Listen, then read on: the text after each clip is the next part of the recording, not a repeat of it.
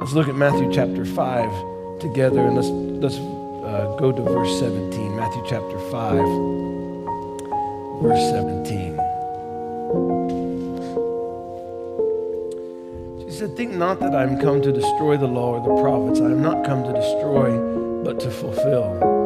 For verily I say unto you, till heaven and earth pass, one jot or one tittle shall in no wise pass from the law till all be fulfilled. Whosoever therefore shall break one of these least commandments and shall teach men so, he shall be called the least in the kingdom of heaven. But whosoever shall do and teach them, the same shall be called great in the kingdom of heaven. For I say unto you that except your righteousness shall exceed the righteousness of the scribes and Pharisees, you shall in no wise enter into the kingdom of heaven. As you have heard that it was said by them of old time, you shall not kill, and whosoever shall kill shall be in danger of the judgment. But I say unto you that whosoever is angry with his brother without a cause shall be in danger of the judgment. And whosoever shall say to his brother, Raca, shall be in danger of counsel. And whoever shall say, thou fool, shall be in danger of hellfire." Let's skip over to verse 27 now. "Ye have heard that it was said by them of old time that thou shalt not commit adultery. But I say unto you that whosoever looketh on a woman to lust after her hath committed adultery with her already in his heart."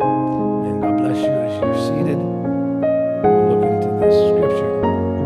Amen. You can go ahead and pull up the slideshow, Brother Franco. Jesus is saying that he didn't come to destroy the law, but to fulfill it. And then he makes a statement that is really interesting. He says in verse 20, he said, "Except your righteousness shall exceed the righteousness of the scribes and Pharisees, you shall in no wise enter into the kingdom of heaven." And so now you can imagine being the people standing there that day when the scribes and the Pharisees were the religious, the devout of the day.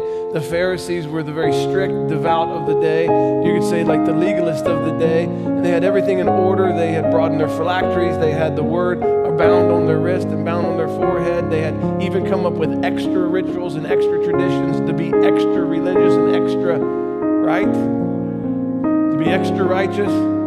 And now Jesus is looking at them and says, except your righteousness exceed their righteousness, you can't enter into heaven. Can you imagine how defeating that would be if you were the common person, not religious and not a Pharisee, and maybe had some problems, maybe had some troubles and kept tripping over your own feet. And Jesus says, except your righteousness exceed their righteousness, amen, you can't enter into the kingdom of heaven.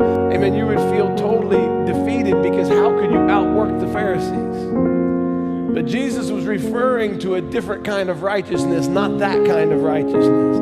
Not a trying harder, working harder, doing more, adding more rituals, showing more devotion. It wasn't that kind of righteousness. There's a righteousness that can exceed the righteousness of the Pharisees and the scribes. And then he goes on to talk about points of the law. He said of old time it had been said that it's wrong to kill your brother. But he says, then if you're angry with your brother without a cause, you're guilty of murder. Now Jesus went and took beyond the law, amen, beyond keeping an ordinance and keeping obedience to a set of rules. Now he brought it right down into the heart, that now if your heart is even wrong towards your brother, you're still wrong. Then he says of old, if you commit adultery, amen, you're guilty. He says, but if you even now, I say unto you, if you look after a woman to lust after her, you've committed adultery already with her in your heart. And now Jesus just made what was difficult harder. Because he said your righteousness has to exceed that. And you thought you weren't allowed to kill. You're not even allowed to be angry without a cause. And you weren't allowed to commit adultery. And you may have had enough willpower to hold yourself back. But what about your passions and lust and the secret going on in your heart? What about that? And now all of a sudden, everything got harder. Praise God. And I think that's a good thing.